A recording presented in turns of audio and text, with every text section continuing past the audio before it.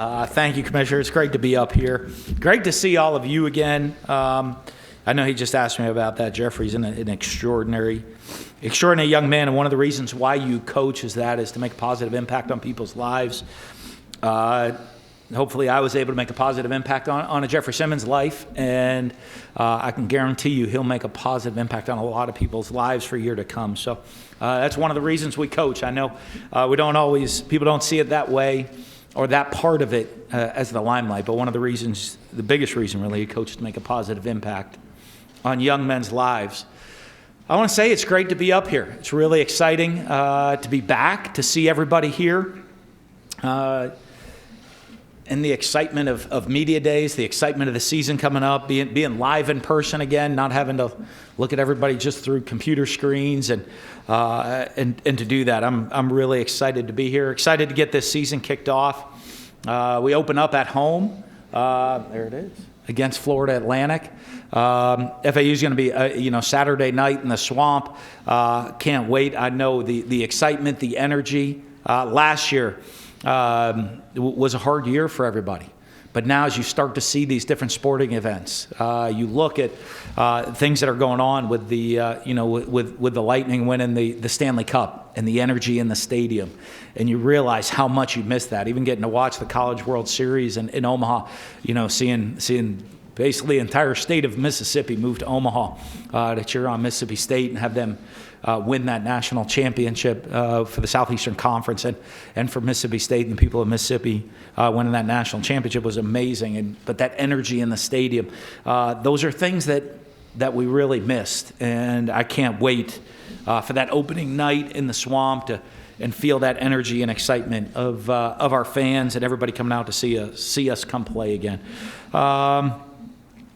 A lot of exciting things going on for us right now after coming off a great year. Obviously, a little bit of challenge. Offensively, it'll be different this year. 2 first-rounders last year on the offensive side of the ball, and a second-rounder, a quarterback. Guys leaving on to the NFL. It's great to see those guys have that success and go on to the next stage. But there's a lot of production to go fill offensively that we're really excited about on the offensive side of the ball. We have a couple quarterbacks that have experience. I know Emory Jones coming back and Anthony Richardson competing for that job with them. But if you look at those guys and what they've been able to do with the experience they have, if you get into statistics and go look at Emory Jones' statistics, he's a guy that's played a bunch of football.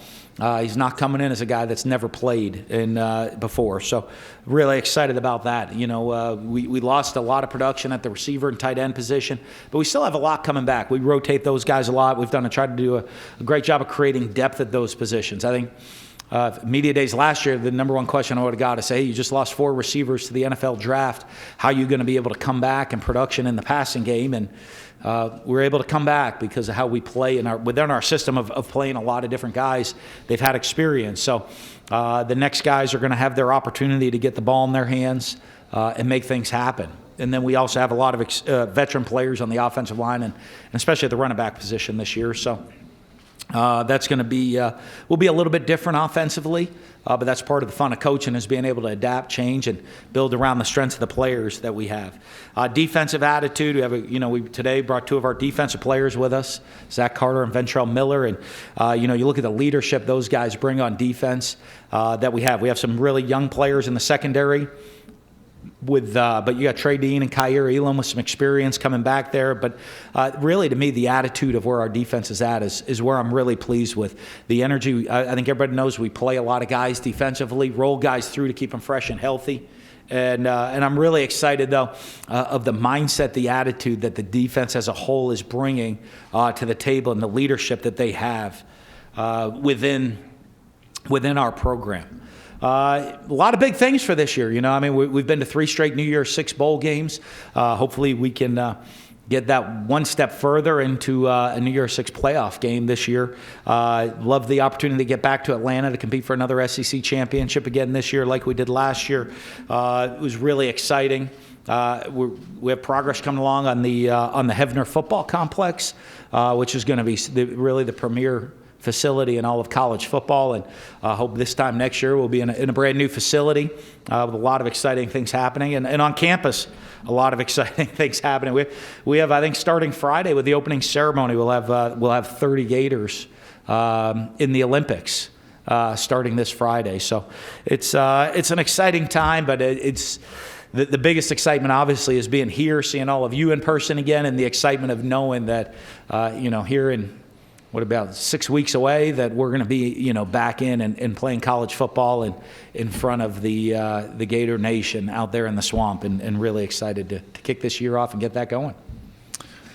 Thank you, Coach Mullen, for your opening comments. If you have a question, please raise your hand. Savannah, Riley, and AJ will bring a microphone to you. So we'll go ahead and start over here on my left on the second row. Hello, Dan. David Cloninger with the Charleston Post and Courier. What percentage of your team has been vaccinated for COVID? I'm not going to get into the specific numbers right now. But I think we're doing very well with those numbers. I think, when you look at COVID and what we dealt with last year, I think our medical staff, Paul Silvestri, our training staff, has done a phenomenal job of educating our players. Obviously, in the state of Florida, our governor's done an amazing job with the accessibility of the vaccine for quite a while now.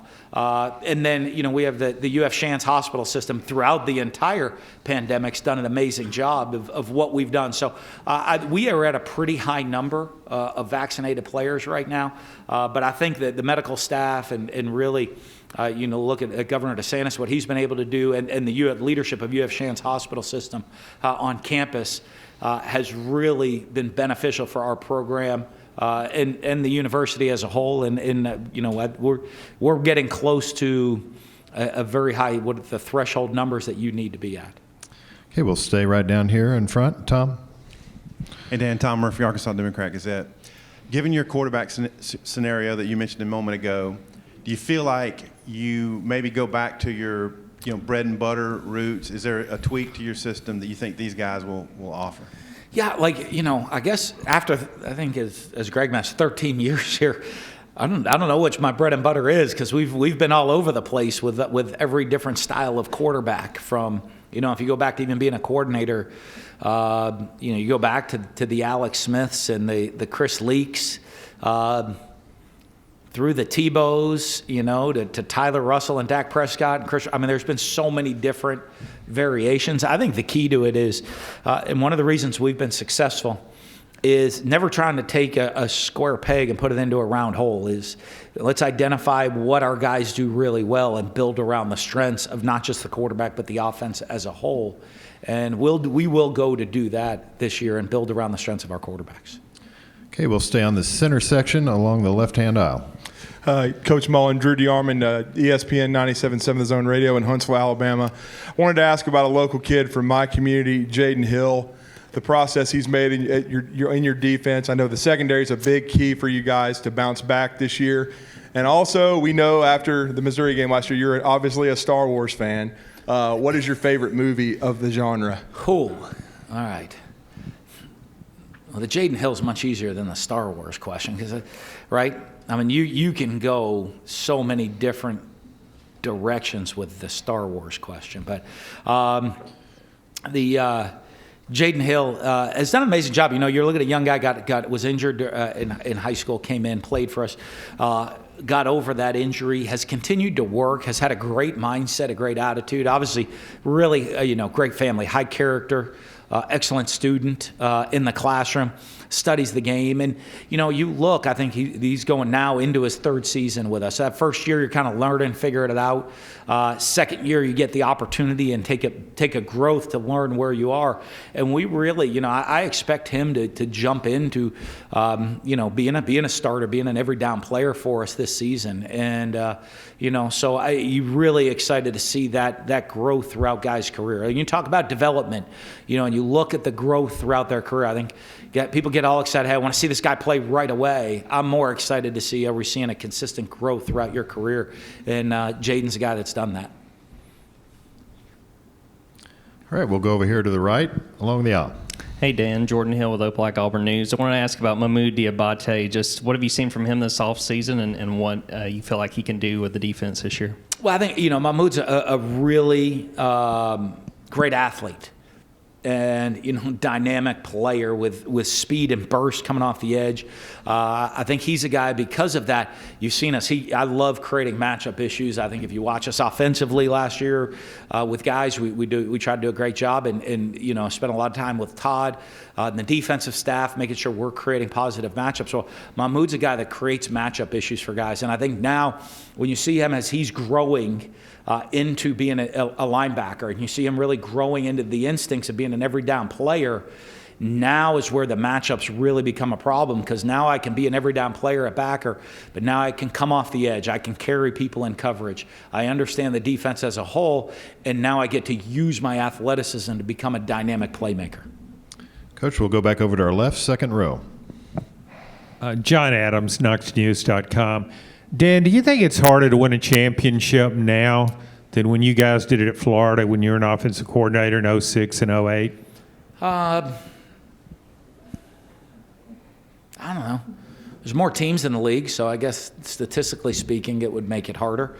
I think the league right now that was at the beginning of where the league is today. So I think top to bottom, the league is probably even at a higher level now than it was then on top to bottom teams. So I think that part of it makes it a little bit harder. I think that, there were some unbelievable high-end teams back then. I mean, I remember going in 08, the SEC championship game was number one against, I think we were number two at Florida. I know Alabama was one. I think we were two or three.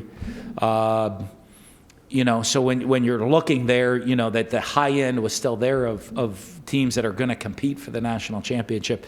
But I think the depth has certainly grown in the league and made it more difficult on a week-to-week basis. Okay, we'll stay on the left side all the way on the wall. Mike Bianchi, Orlando Sentinel. Coach, after the bowl game last year and the opt-outs that you guys had, you said, hey, something's going to need to change with the postseason. Just wondering your feelings on the proposed 12-team playoff, and are you for that? I don't know. I mean, you have to look at it. I mean, honestly, I could pull up my Jurgen Klopp and say, hey, that's a question for Commissioner Sankey. I'm just here to coach football. But I think change. I think when the playoffs started, if you would have asked me when you created the 4-team playoff, I'm sure someone did. If you ever look back in the files, I said it's going to change a lot of things about college football. Not immediately, but over the long haul, it will change a lot of things about college football. And I think it will. And I think eventually we will end up getting to an expansion. I would imagine that would come sometime in the future. But I think we're still learning. It's interesting to see. Last year we had several opt-outs during the bowl game. Now, last year was also a very, very difficult year as a whole, mentally and emotionally for players. And the previous 2 years, we didn't have any opt-outs for bowl games. So when you look at it, I don't know if that was a one-off or how it's going to change in the long-term picture of how that'll change things. But it's going to be interesting to see. I think college football will continue to evolve, and once the playoff system started, I think that just was the first step of the college football old bowl system that you knew and the college football we knew changing into the future. Coach, we'll go right down front to Bob. Go ahead, Bob. Hey, Dan. Bob Holt, Arkansas Democrat Gazette. I just wonder what your thoughts were on the name, image, and likeness now, how things are going for you guys with Florida. It's a learning curve. Obviously, you're looking at the state law that we have in Florida, and anytime you're adapting to a new law within the state and a law that directly affects our football program, there's a big learning curve. And I'm excited. I'm really excited about it, excited for the opportunities it presents our players.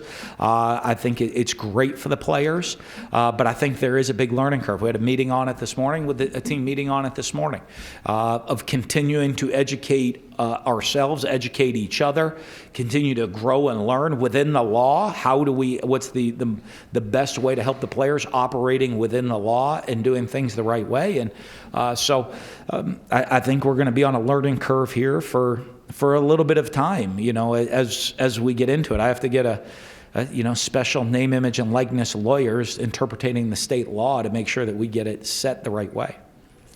Okay, we'll stay over on the left section in the middle. Yeah, Edgar Thompson, the Orlando Sentinel.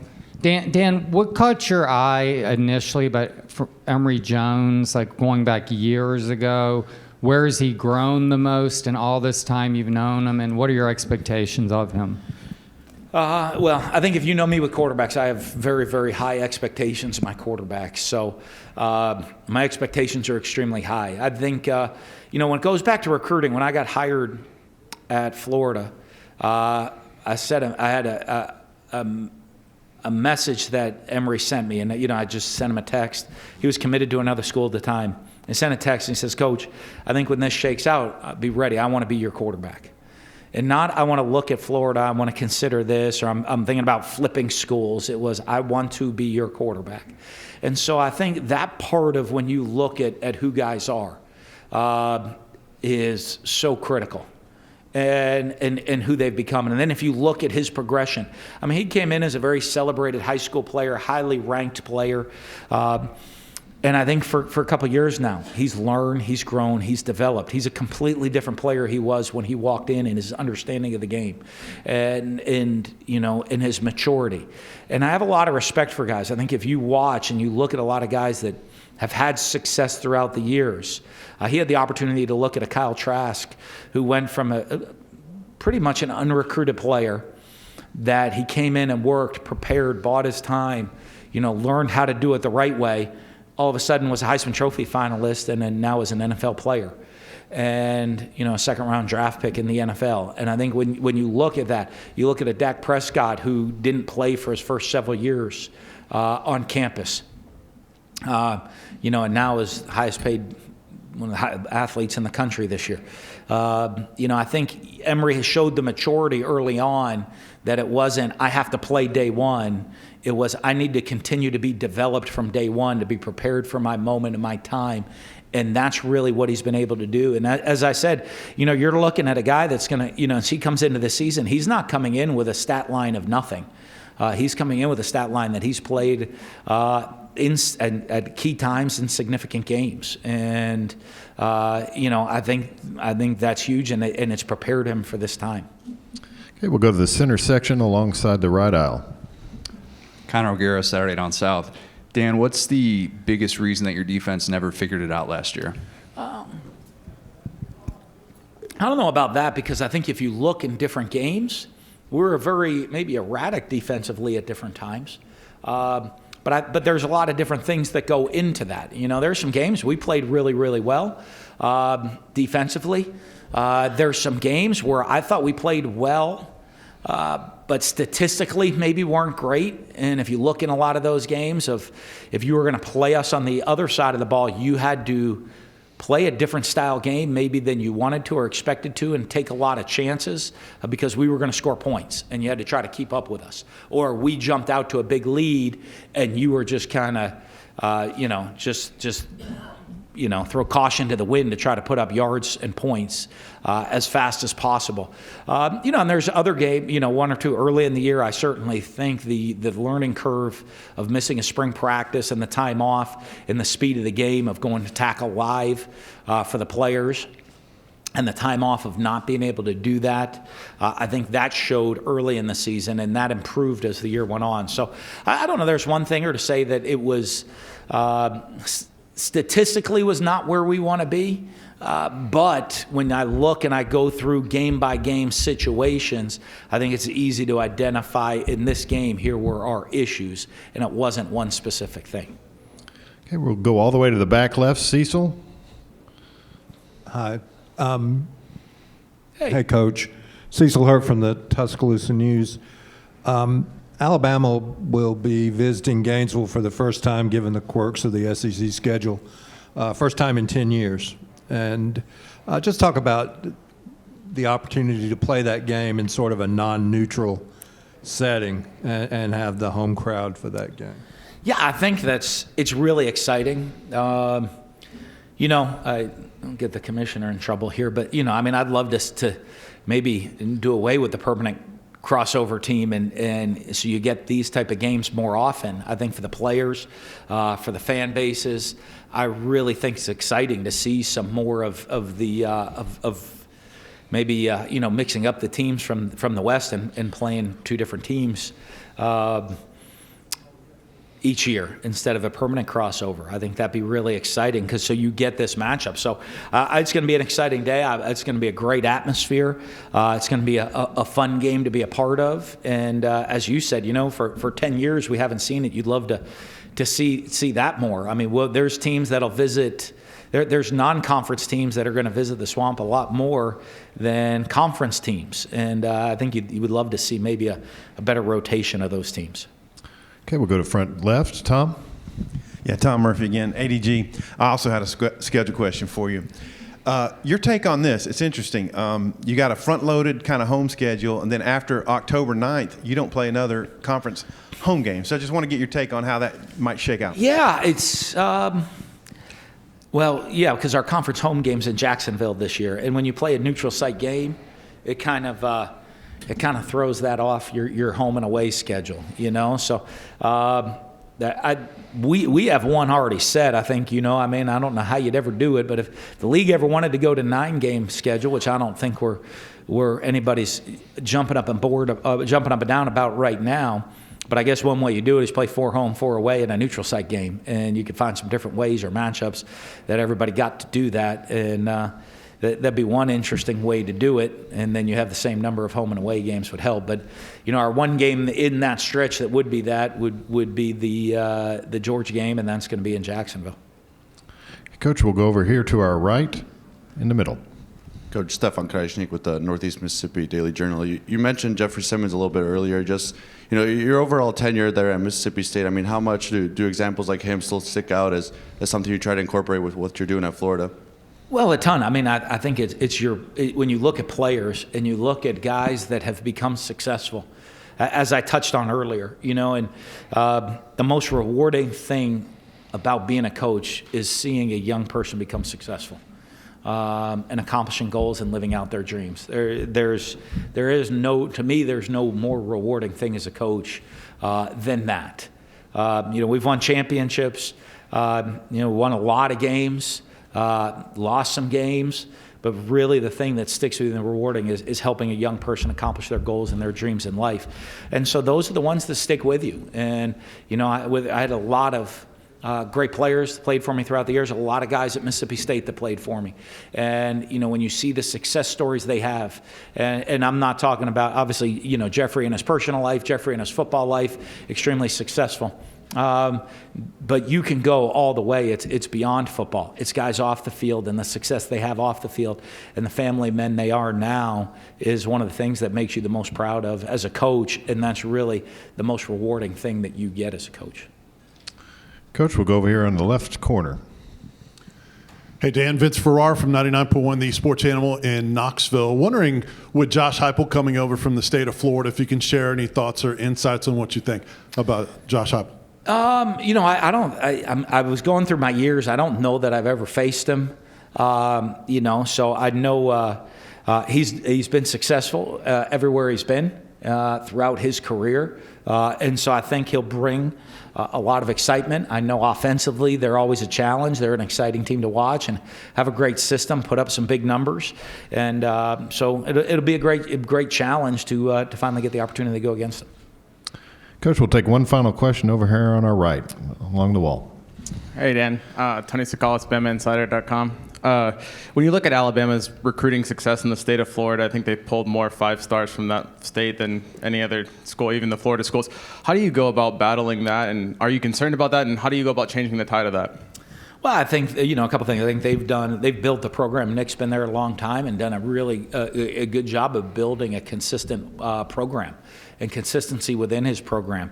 I guess the short answer to that is, nobody asked my opinion on ratings. So I rate everybody a little bit differently on who we go after and who we want that way, but for us, I think with the facilities that we're getting caught up with, when you look at the University of Florida now and you look at the only school in America that is a top 10 public university academically, and really considered a top 10 football program consistently over the last 3 years. You're looking at that change. You look at the facilities that we have academically, the opportunity to play in the swamp, the opportunity now with name, image, and likeness, and what that means to kids in Florida and how they'll be able to brand themselves within their hometowns of Florida. Then you look at the Hefner Football Complex coming up now to catch us up facility-wise with other teams in America. That's really, I think, how it's going to change, where, if you look at it, that's a school of saying, hey, I don't know if there's a better place you can go in America than Florida if you want the complete package, if you want every aspect of it, with alumni connections, with the education, with the opportunity to play for championships and the facilities. I don't know if there's a better place than Florida. Coach Mullen, thank you for your time. Thank you. Alabama has a record number of open jobs. Find yours at your local career center.